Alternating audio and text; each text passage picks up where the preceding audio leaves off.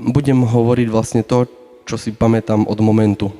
Vlastne, kedy som začal vnímať, že nie som vo svojom tele. Pamätám si, ako stojím vedľa úplne rozmlateného auta a dívam sa na svoje telo. Keď som bol tak sklonený, tak sa natiahli ku mne ruky a videl som aj nohy a videl som vlastne rany na nohách a na rukách. A vlastne tak pred lakti. No a vtedy ma vlastne chytil za ruku a vedel som, že v tom momente som vedel, že to je Ježiš. 33 rokov dozadu sa narodil jeden chlapec, volal sa Matej a to som ja. No a od detstva som v podstate vždycky bol zakorenený v takom, až by som povedal, že pragmatizme. Vždycky som vnímal veci viacej rozumom ako nejakou duchovnou stránkou. Ale aj napriek tomu môj Boh, môj Pán sa rozhodol, že mi začne do života ukazovať tú druhú stranu. Proste to, čo ja som považoval nejak svojou hlavou za niečo, čo nie je úplne reálne. No a keď som mal asi 12 rokov, tak sa mojej rodine vlastne prihodila autonehoda. Šli sme na dovolenku a môj ocko dostal mikrospánok. Bolo to pred Hradcom Králové v Čechách. Tam sme šli a v podstate to, čo si budem hovoriť, vlastne to, čo si pamätám od momentu. Vlastne, kedy som začal vnímať, že nie som vo svojom tele. Budem sa vyhýbať viacerým informáciám, lebo veľa vecí som rozprával už aj vlastne v podcaste, čiže budem sa snažiť povedať tú takú duchovnú stránku hlavne toho celého. Pamätám si, ako stojím vedľa úplne rozmlateného auta a dívam sa na svoje telo. Videl som, ako sa môj ocko prebral, otočil sa na mňa a skolaboval. A skolaboval preto, lebo videl veľmi znetvorené telo. A pozeral som sa na seba a nechápal som, čo sa deje. Videl som, ako mám úplne rozdrvenú lebku a noha bola úplne rozlamaná na 5 častí, ruka zdeformované, celý hrudník, pľúca, všetko. A videl som, ako prichádzali neskôr lekári, sanitka a vytiahli ma vlastne, chceli ma vytiahnuť z auta, ale nešlo to, tak museli prísť hasiči a vystrihovali ma z auta. A potom som videl, ako ma položili na nosítka a začali kričať, že on je mŕtvej, že ďalej mu tracheotomii.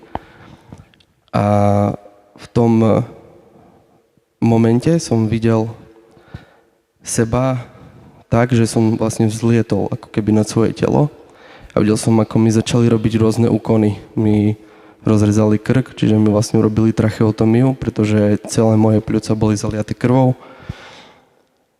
A videl som, ako tam strčili taký balónik a začali stlačať a celé sa to naplnilo krvou. Vyťahli ho, strčili druhý a začali tam kričať, že proste, že on je mŕtvej, že skúšajte a doniesli tam vlastne tie elektrošoky. No a to bol ten prvý taký impuls, že keď mi to vlastne položili na telo a prišiel ten výboj, tak ja som si vtedy uvedomil, že sa vlastne nič nedeje so mnou. Že zrazu som si začal ako keby uvedomovať, že som už vlastne ako keby na tej druhej strane. A tak som videl, ako to urobili ďalšíkrát a nič. Oživovali ma a nič. A v tom momente som sa začal vzdiaľovať od svojho tela a videl som proste Zem, videl som všetky planéty, celý vesmír, všetky galaxie, nebuly, až ako keby som sa dostal na hranicu vesmíru a v tom momente proste zrazu tma.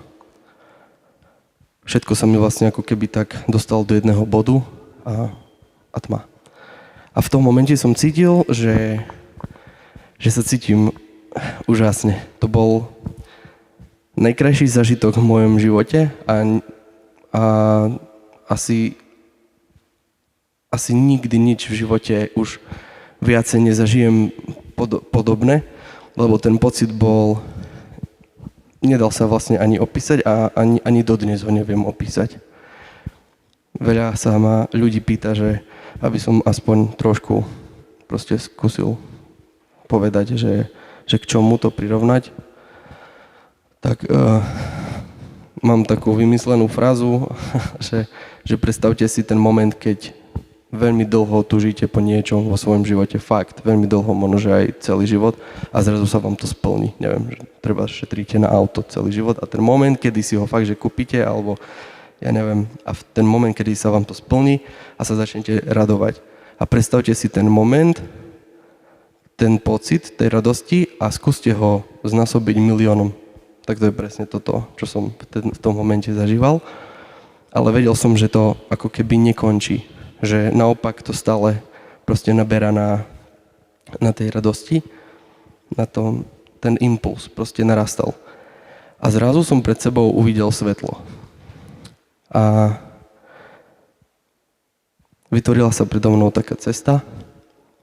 A aj keď som vedel, že nemám telo, začal som mať taký dojem, ako keby, že kráčam. Tak som začal kráčať vlastne po tej ceste. A bol som presvedčený o tom, že kráčam po tej ceste 12 rokov. Ale reálne som vedel tiež na druhej strane, že vlastne to trvá 1 milistotinu. Že to bolo neuveriteľne rýchle a zároveň to bolo neuveriteľne dlhé. Ako vlastne ten čas, ako keby tam vôbec neexistoval. No a keď som kráčal vlastne pomedzi tou cestou, tak sa vlastne otvorila záhrada, ktorá sa rozdelila na 2 časti a na ľavej strane som videl všetko zlé, čo som robil vo svojom živote a na pravej strane som videl všetko dobré, čo som spravil vo svojom živote. A bolo to také ako keby vlastne ako súd. Že vlastne keď som robil niečo zlé, ukázalo sa aj niečo dobré. Keď som urobil niečo zlé, ukázalo sa aj niečo dobré. A vlastne na tej dobrej strane bolo všetko také krásne, úplne tak až keby to žiarilo. A na tej druhej strane bolo všetko také škaredé, také zlé. No a keď som vlastne prišiel k tomu svetlu, keď som sa dostal až k nemu, tak zrazu som mal neskutočne silný pocit, že musím padnúť ako keby tvárou dole, že nemôžem zdvihnúť hlavu, lebo to, čo začalo vyžarovať z toho svetla, ten pokoj, tá radosť, ten úžasný stav, ktorý vlastne je neopísateľný, ktorý sa nedá opísať, tak som mal dojem, že ma to roztrhne na molekuly. Že to bola taká sila, to bola taká radosť, taký pokoj, také naplnenie, že to bolo proste wow. No a keď som bol tak sklonený, tak sa natiahli ku mne ruky a videl som aj nohy a videl som vlastne rany na nohách a na rukách. A vlastne tak pred lakti. No a vtedy ma vlastne chytil za ruku a vedel som, že v tom momente som vedel, že to je Ježiš. To sa ani nedalo vysvetliť proste. A on začal so mnou rozprávať, ale nerozprával ústami, ale rozprával srdcom. Že to bolo také zvláštne, že čokoľvek on povedal voči mne, tak sa mi to ako keby objavilo v srdci. Doslova sa mi zhmotnila tá jeho veta. A vtedy mi povedal, že Matej, že musím ti niečo ukázať, lebo príde doba, kedy ľudia prestanú na to veriť. A myslia si, že svet je úžasný a tí, ktorí si myslia, že svet nie je úžasný, tak si myslia, že peklo existuje iba na zemi. A ja ti chcem ukázať, že to tak nie je. A viem, že príde čas, kedy ma za to budeš nenávidieť a mal neskutočnú pravdu. Ale povedal mi, že ale jedného dňa si ku mne nájdeš cestu späť. A v tom momente, keď vlastne to povedal, tak sa moja duša objavila v obrovskej ako keby jame, kde bol strašný chlad, smrad, strach, úzkosť. A není to vôbec také, ako keď niekto povie, že mu je smutno alebo že má depresie. V tom stave začnete zažívať ten prvotný stav, ktorý príde, je ten, že začnete veriť tomu, že každý jeden hriech, ktorý sa vykonal kedykoľvek na zemi, tak patrí vám. Že je to vlastne vaša chyba. Vy ste za to vinní a vy vlastne nesiete celú zodpovednosť hriechov na tejto zemi na seba a ste za to odsúdení. A začnete z toho šalieť. Je to niečo neuveriteľne ťažké, proste je to strašné. A potom príde druhý stav a ten stav je ten, že sa začnete ako keby rozpadávať zaživa. Aj keď není telo, ale začne sa to diať. A potom príde tretí stav, keď prišiel samotný démon, ktorý vyzeral ako obrovský had a vošiel do mňa a začal ma trhať na kusy.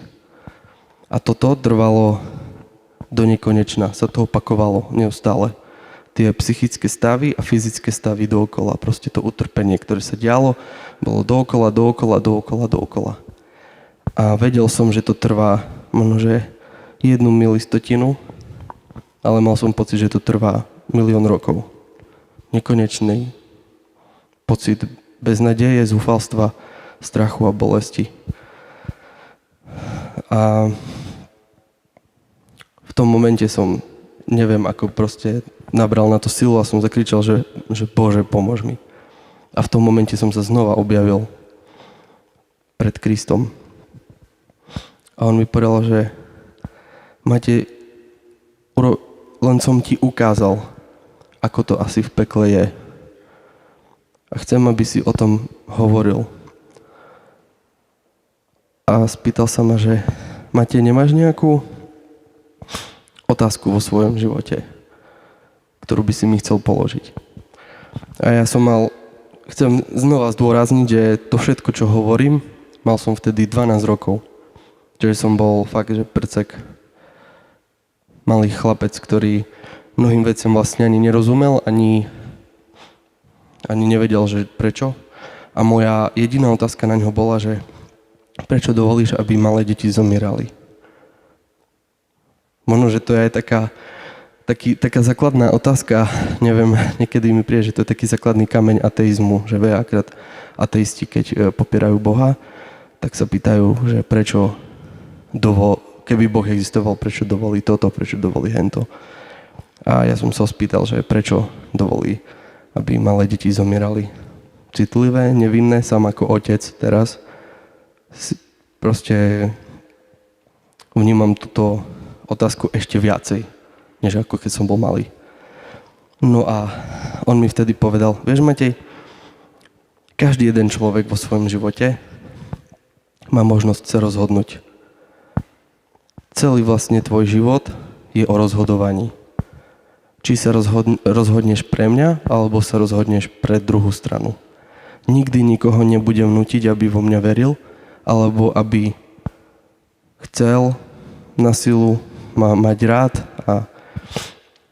a mi hovorí, že vieš, keď sa človek narodí, každý den človek dostane do svojho vienka život. A ten život má milióny ciest. Sú prepletané rôznymi situáciami a rôznymi rozhodnutiami. Moja túžba je tá, aby pri každej jednej situácii a pri každom jednom rozhodnutí sa pre mňa rozhodol človek. Lebo ho tak milujem, že chcem, aby mal úplnú slobodnú voľu. Nikdy nebudem ľuďom rozkazovať, čo majú robiť a čo nie.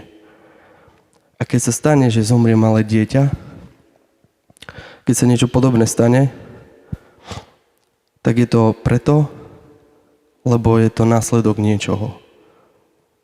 Nikdy to není moje rozhodnutie. A môžu potom ľudia obviňovať, koho chcú. Ale vždycky je to následok niečoho. Neposlušnosti, hriechu, zla, pre ktorého sa rozhodli. Buď oni, ich rodičia, ich prarodičia a všetko má nejaký svoj následok. Všetko si berie svoju daň. A v tom momente ma znova zaplavil ten pocit tej lásky, tej radosti, toho úplne, že najkrajšieho stavu, aký môže byť. A nebudem ďalej rozoberať, lebo bolo veľa vecí, ktoré som ešte sa s ním rozprával, ale to je fakt na veľmi dlho. Ale mi vtedy povedal, že ak chcem, tak ak je to moja slobodná vôľa a chcem, on mi chce dať zrak, ale iný zrak, ako je ľudský. Že jedného dňa budem vidieť veci, ktoré sú za horizontom toho, ako vidia ľudia. A ja som v tom momente povedal, že hej, že Pane, zober si môj zrak, že vezmi si, keď mi dáš lepší. A on sa ma vtedy dotkol. Dotkol sa mojej hlavy a ja som sa vrátil späť. Začal som vidieť, ako sa všetko zatvára.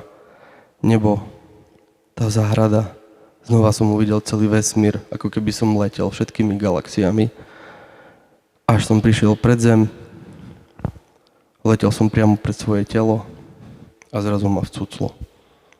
A tma. A tak som niekoľko týždňov ležal v kome. Potom som ležal v umelom spánku a pomedzi to lekári bojovali tiež o môj život.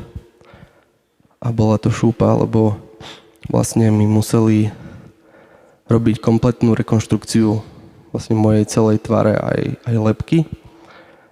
No a keď sa vlastne stala autonehoda, tak mi museli vlastne transplantovať celú túto časť. Ako vidíte, a dávali mi tam vlastne biomasu a tieto zákroky trvali veľmi dlho. Myslím, že dokopy ma operovali asi 24 hodín, ako keby v kuse, len s prestávkami.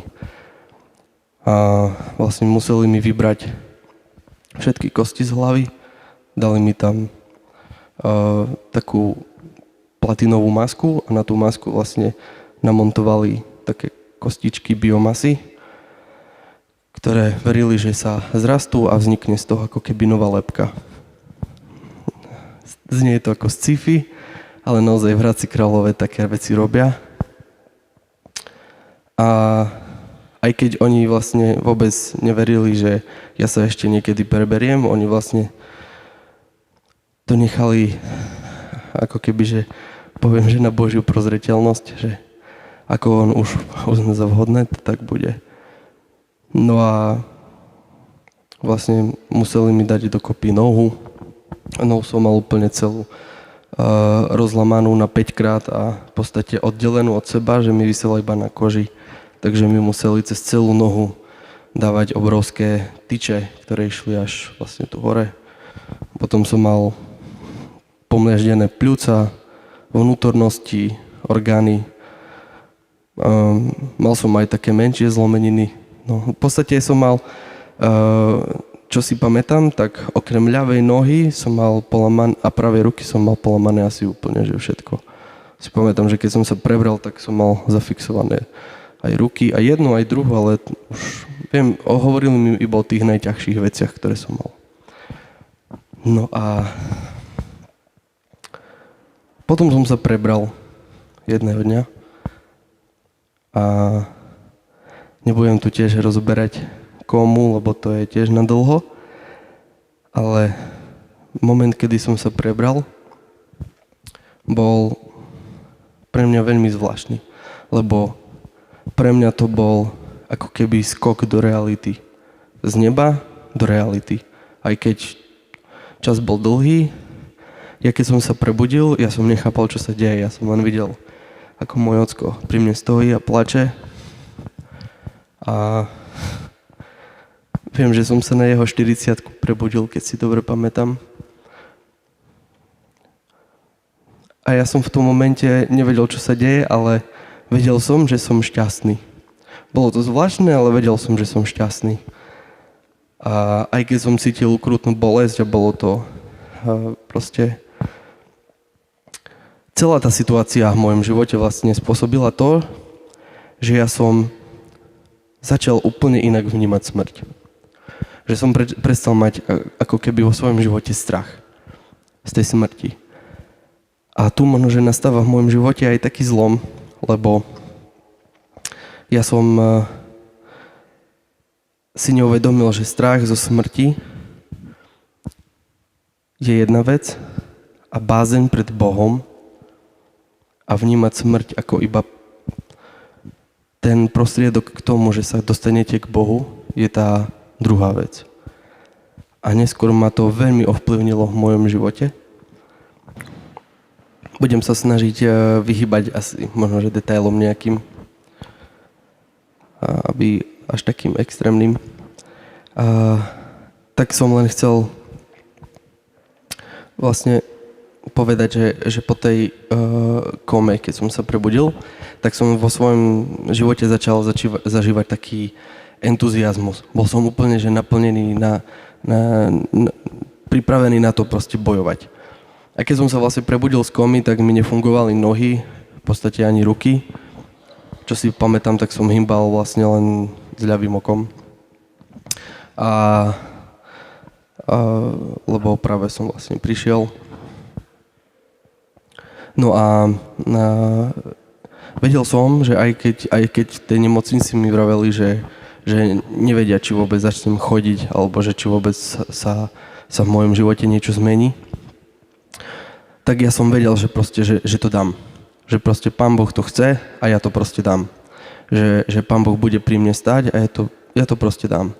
Že moja mamka za mnou sa chodila modliť, ocko sa chodili so mnou modliť a ja som vedel, že Boh stojí pri mne a že On mi pomôže, že On ma uzdraví a že mi dá silu na to, aby sa proste v mojom živote niečo zmenilo. A urobím taký veľký preskok trošku, lebo aj kvôli času a tak. Mal som veľmi dlhé obdobie, kedy som vlastne sa zotavoval. Nefungovali mi nohy. Stal sa mi aj veľmi zaujímavý zázrak, kedy sa za mňa modlil Tom Forrest a cítil som, že moja noha je uzdravená, ktorá mi vôbec nefungovala. A podobné veci. Ale čo chcem povedať, že čo je najpodstatnejšie v tom celom, bolo to, že ja som došiel do momentu, kedy som si myslel, že ma Pán Boh zradil.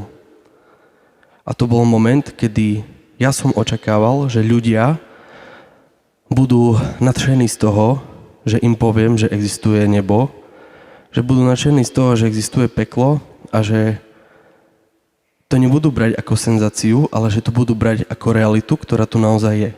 Namiesto toho ma začali ľudia vnímať ako nejakého chvalenkára, začali si zo mňa robiť srandu, a hlavne kvôli mojim zdravotným problémom a tak. Pretože teraz už je to fajn, ale mať v hlave 2,5 kg platiny, tak vyzeráte trošku inak. A boli to veľmi ťažké časy, hlavne keď som bol na základnej škole a vtedy, keď som potreboval najväčšiu oporu vo svojom živote od svojich blízkych alebo proste proste mojich spolužiakov a tak som sa začal dostávať do ako keby do takých stavov, že som prestal vnímať. Oni ma jednoducho presvedčili o tom, že to, čo som zažil, že to, čo som videl, že to, čo sa mi stalo, je len proste číra náhoda a všetko, čo sa mi stalo, boli výplody mojej fantázie. Začali ma o tom presviečať ľudia okolo a to, čo bolo na tom najhoršie, bolo, že ľudia ma začali presviečať, že tým, že som prežil, ničím život svojej mamke a svojmu ockovi.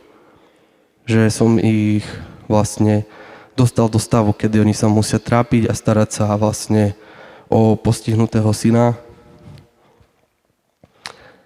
A mňa to veľmi zlomilo v mojom živote. A začal som prestať myslieť na Boha vo svojom živote a začal som viacej myslieť na to, že ja som stredobod vesmíru a ja som ten pupok sveta. Myslel som si o sebe, že proste ľudia by mali vnímať tie veci, ktorým som si prešiel, že by mali to prijať ako dar, ako nejaký. No a to možno, že bolo celé proste to moje pomilenie, v ktorom som sa nachádzal, lebo som si uvedomil až neskôr, že v mojom živote, v centre môjho života, nebol vtedy Boh. Že som ho úplne ako keby otlačil zo svojho života, lebo ja som sa chcel cítiť dobre. Lebo ja som chcel, aby ľudia proste na mňa sa pozreli, aby ma možno, že aj poľutovali, alebo neviem. A začal som robiť také vety, že som si začal počítať tvoje diagnózy, koľko ich mám, a začal som si ich vlastne prepočítavať a že kto by prežil toto, kto by prežil toto a tak. Jedna z mojich najťažších diagnóz, vlastne, ktorú som prekonal, je vlastne to, čo sa mi stalo s hlavou a volá sa to Lefort 4. Len pre príklad, vlastne na medicíne, keď študujete medicínu, tak sa učíte vlastne len od Lefort 1 až po Lefort 3. Lefort 4 je už vlastne diagnóza, ktorá sa udeľuje na patológii. A ja som bol vlastne z takýchto vecí úplne, že pav, a chcel som ľudí proste tieto veci hovoriť, rozprávať o tom a tak, a chcel som, aby proste ľudia vnímali, že áno, že sa trápim.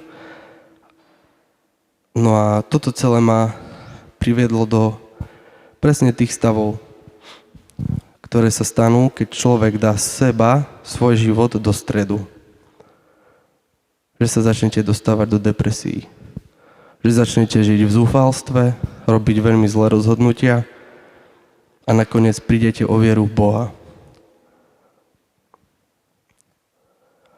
A v mojom živote je to veľmi zaujímavé, že na jednej strane zažijete taký veľmi silný vzťah a takú skutočnú realitu, taký dotyk toho Boha, a na druhej strane ho úplne odmietnete, lebo ho začnete v podstate nenávidieť za to, čo vám spravil. No a vlastne chcel som teraz dať čo povedať a mi to úplne vypadlo.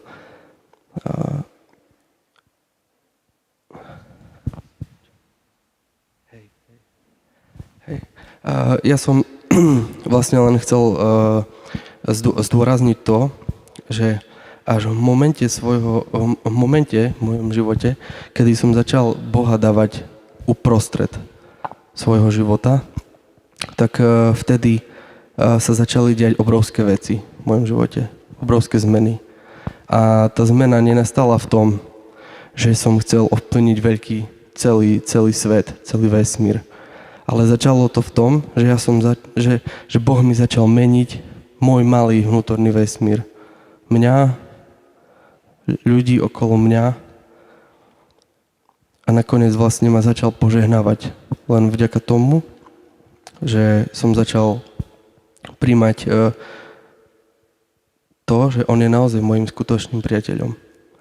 Pretože ja som sa dostal vo svojom živote do takého momentu, že ja som vedel, že Boh existuje, ja som sa s ním stretol, ja som bol pri ňom, ale ja som mu prestal veriť. A stále hovorím, že to je rovnaké, ako keď máte kamaráta, vy viete, že existuje ten kamarát, ale mu vôbec nedôverujete. Ho považujete za zradcu. A toto bol presne môj problém v živote, že som si musel znova vybudovať vzťah s Bohom. Znova som ho musel nájsť a stretnúť sa s ním. A je zaujímavé, že Boh mi potom pripravil v mojom živote také highlighty, stanovištia, cez ktoré ma ešte viac si zlomil a ešte viac si priviedol k sebe. A boli to rôzne vzťahy, ktoré ma ešte viac drvili a viac ničili. Boli to rôzne situácie, ktoré ma mali niekde posunúť, napríklad ako vysoká škola. A tam prišli rôzne tragédie, choroby, ktoré sa proste začali nabaľovať a mnohé veci som musel opustiť. No a Boh presne cez tieto situácie si ma ešte viacej a viacej priťahoval k sebe. A taký najsilnejší moment v mojom živote bol, kedy moja mamka mi povedala, že sa mám modliť za svoju manželku a že ona určite niekde v mojom živote je, len ja ju ešte nepoznám, ale že ona tam je a keď sa budem za ňu modliť, tak ona naozaj sa so mnou stretne a Pán Boh vylieči mnohé veci, mnohé zranenia v mojom živote práve skrze to. A už som došiel k takému veľmi, že ťažkému stavu, že už ani moji rodičia nevedeli, čo so mnou poriadne a poslali ma ku jednému takému zdravotnému športovcovi, takému poradcovi, volá sa Tomáš Rusňák a ten chlap ma tak celkom dal do laty a vnímam celé tieto veci, všetko, čo sa proste dialo okolo toho, že vo všetkom mal proste prsty Pán Boh. Lebo proste ten chalan potreboval môjho otca a môj ocko nakoniec ho posunul mne a jedno s druhým a tak. Čiže som si až potom neskôr začal uvedomovať, že ako Pán Boh proste to všetko riadi. A nakoniec to vlastne skončilo celé pri tom, že Pán Boh ma požehnal tým, že som si naozaj našiel úžasnú manželku, ktorá sa celý život modlila za mňa. A ja som to vlastne vôbec nevedel, ale keď sme sa stretli a začali sme spolu chodiť, tak toto je najväčší zázrak asi v mojom živote, že ona si písala denník a do toho denníka si písala momenty, kedy ona sa modlila za svojho budúceho manžela a boli to momenty, kedy ona presne cítila, keď sa modlila, že jej budúci manžel teraz trpí.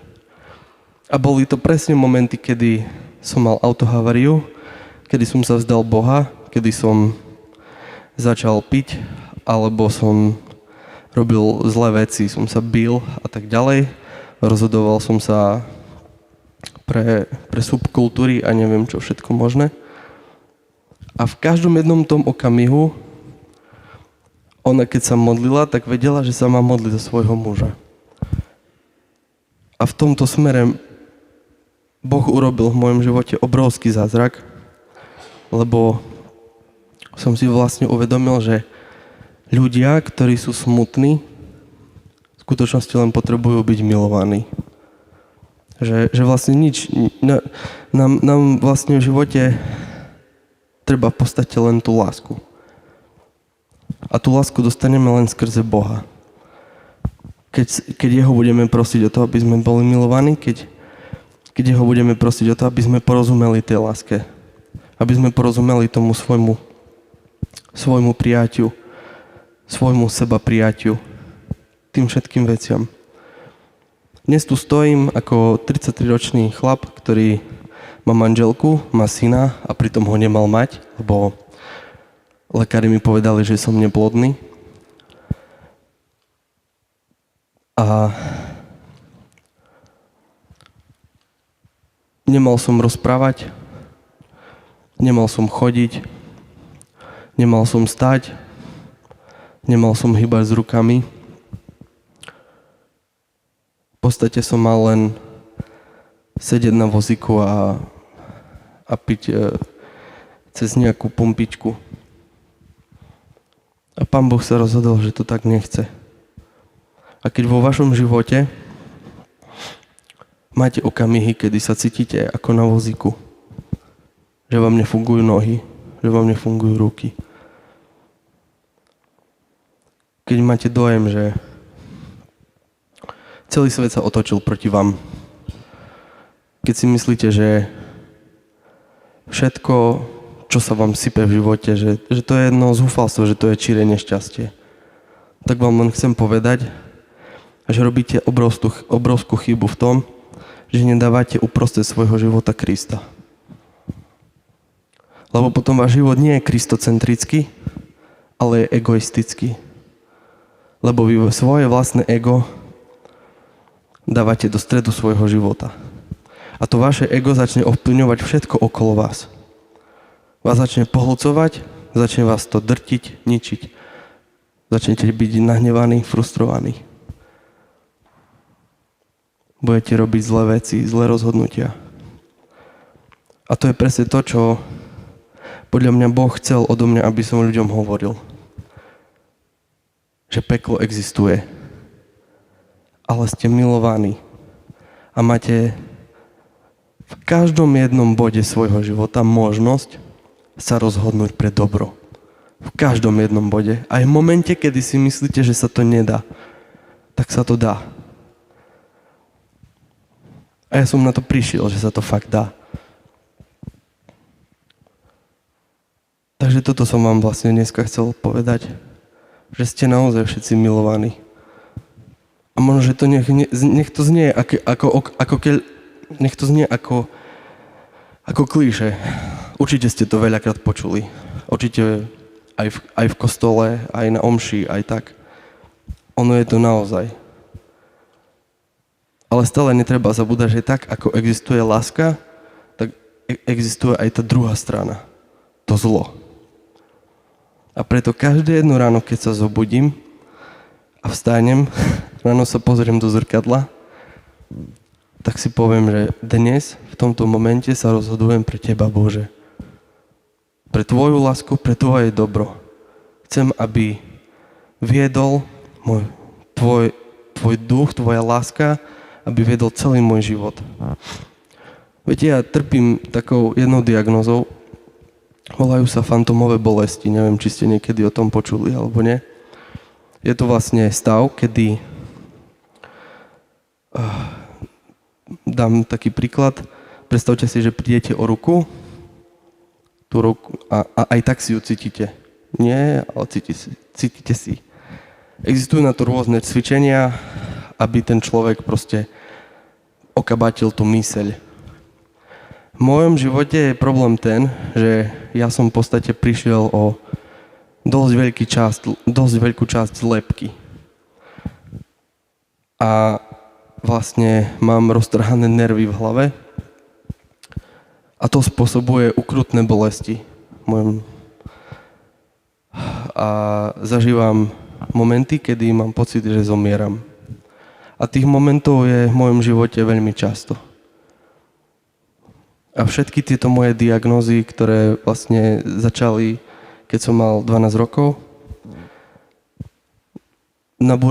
naberajú na obrátkach celý môj život. V roku 2019 som bojoval o život. Minulý rok som oslepol a bojoval som o svoje jedno oko, ktoré som mal. Potom mi znova museli rezať hlavu a vyberať cysty z hlavy a tak ďalej. Celý život proste s tým zápasím. A boli momenty, kedy som sa pýtal Boha, že kde je tá jeho láska? Kde je to jeho Ja ťa milujem. A viete, kde je? Tam, na kríži. Ja som jedného dňa musel pochopiť, že život není krížová cesta. To vôbec. Život je dobrodružstvo s Kristom a vašou úlohou je zobrať svoj kríž a nie niesť ho, ale vytiahnuť ho na Golgotu a tam, vedľa toho, ktorý za vás zomrel, ho tam zapichnúť a tam sa vtedy pozrieť na jeho kríž. To, čo pre vás spravil. Vtedy vás to zlomí. Vtedy pochopíte, že to není o vás. Že tú lásku, ktorú dal on nám, potrebujeme my dávať ďalej. Že tú šancu, ktorú dal on nám, my máme posúvať ďalej. A naše rozhodnutia aj v tej najväčšej bolesti dokážu ovplyvniť ľudí okolo vás.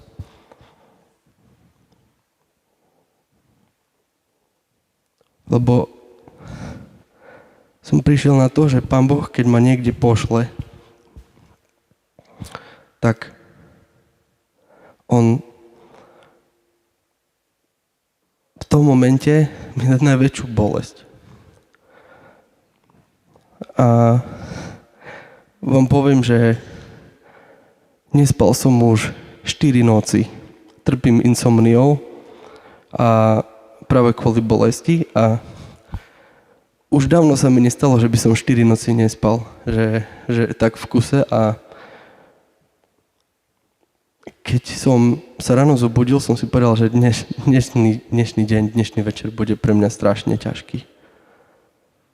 A keď som tu šiel, som si hovoril, že všetko super, ale je mi strašne zle. Že cítim sa veľmi zle. Aj teraz tu stojím a mám obrovské bolesti. Ale presne som si vtedy povedal, že nie.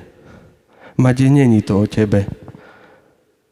Nebuď egoista, buď kristocentrický. Choď, pretože to Boh chce. A povedz, pretože to Boh chce. Takže toto je asi také moje posolstvo pre vás. Že v tých najťažších časoch to tak Boh chce. Lebo vy môžete niečo cez to spraviť. Boh cez vás môže niekoho uzdraviť, objať, prejaviť lásku, pochopenie. Ani neviete a môžete byť nástrojom v Božích rukách, ktorý ovplyvní svet a zachráni kopec ľudí. Takže nikdy nezabúdajte na to, že keď v živote budete mať akúkoľvek bolesť, tak v tom momente máte možnosť rozhodnúť sa, či to využijete ako to, že Boh chce cez vás konať, alebo sa budete sťažovať a reptať a budete hovoriť, aký váš život je strašný. Tiež boli momenty v mojom živote, kedy som si to povedal. Ale dnes viem, že nie je. A keby prišiel nejaký čarovný škriatok a mi povedal, že či by som chcel vymeniť život za nejaký iný, tu ako stojím teraz, vám poviem, že nikdy by som to nespravil. A prešiel by som si tým ešte raz. A viete prečo? Pretože keď som tam stál a som hral, tak som počul vo svojej hlave, že vidíš, Matej, 33 rokov ti to trvalo. A pozri, koľko ľudí prišlo za mnou skrze teba. Vidíš, tvoj ocko sa trápil, že čo ti to spôsobil. Ale nech sa pozrie okolo seba, koľko ľudí tu sedí. A toto sú veci, ktoré, keď nebudeme egoisti, nám dajú veľmi veľkú silu. Takže ďakujem Pánu Bohu za to, že ma dnes tu poslal na to úžasné, krásne miesto medzi takých úžasných a krásnych ľudí. Amen.